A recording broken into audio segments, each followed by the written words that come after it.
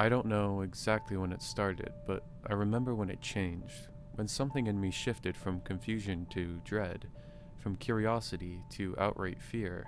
It was about 2 weeks ago. I'd had a long day at work. Nothing unusual, just the typical grind. I got home around 9, threw my keys on the counter, and collapsed onto the couch. I cracked open a beer, reached for the remote, and glanced out the window.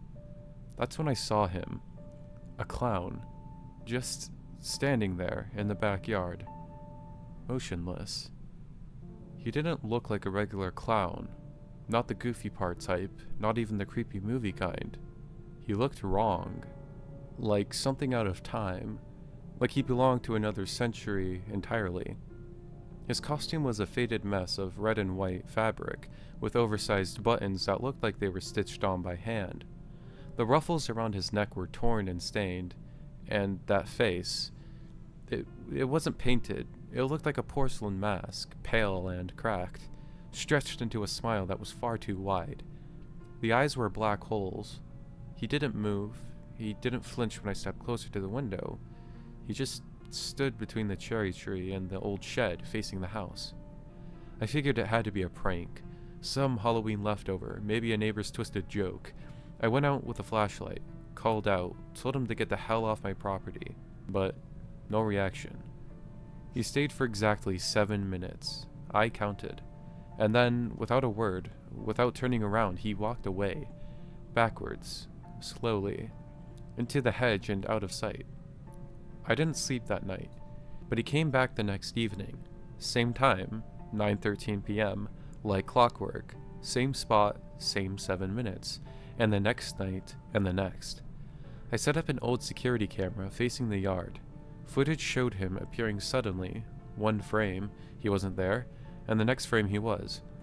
Always the same, frozen, silent, staring, and then gone.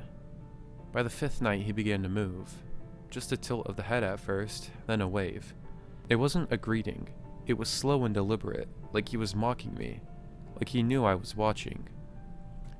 His grin got wider, somehow. I don't know how that's even possible, but it did.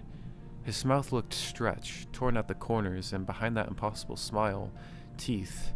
So many. I called the cops, twice. First time they came, looked around, found nothing. No footprints, no signs anyone had been there. The second time, they didn't even bother showing up. They just told me on the phone to get some rest. Then came night 9. I saw him in the reflection of the patio door.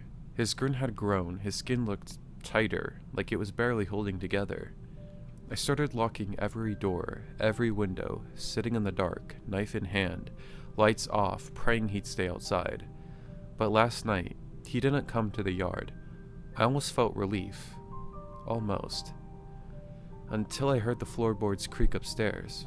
Until the hallway light flickered on by itself. Until I heard the laugh. Not loud, not cheerful. It was low, wet, like something gurgling from a drain.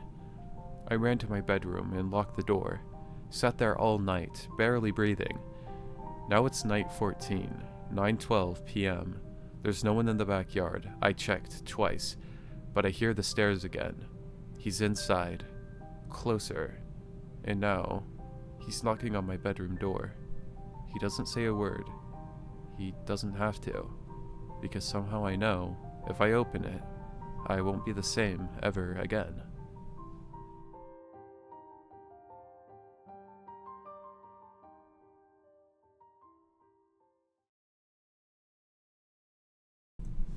One night, when I was a teenager, my mom went out to visit her sister while my dad was working the night shift. After she left, I had the house to myself for a few hours. I did my usual teenage things of taking a long bubble bath, putting on my PJs, listening to music on my stereo, and reading in my bedroom. I heard a strange sound at the window, some tapping and scratches, but as we had a few trees and bushes against the front of the house, I didn't pay much attention to it. Then it got louder, and I thought I saw light go across it. I was too scared to check it out and tried to convince myself that it was just the trees blowing in the window, or an animal scurrying along the windowsill. After a while, it stopped, and I forgot all about it. Until, all of a sudden, my mom blows through the front door and runs down the hallway screaming my name, calling for me and asking if I was okay. "Chill out, Mom, I'm right here," I replied.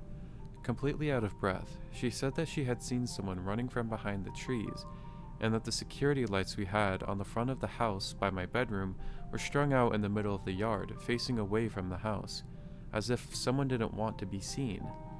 I put on some clothes, and together she and I went outside to explore. On the windowsill was a screwdriver, duct tape, and a butcher knife. Chills went through us as we realized that these items were obviously left behind by someone who quickly fled the scene once my mom pulled up with her car. We called the cops. They took a statement and examined the window. There were a few stripped screws and multiple wood shavings, as if someone had tried to pry the window from the frame, and also finger smudges on the dust where someone had recently touched it. The cops said that 2 teenage girls had been strangled. Well, one was murdered, but the other survived. My mom said the guy who was trying to get in was wearing a ski mask, so she couldn't identify him. Thank goodness she arrived when she did. If not, I might not have been around to post this.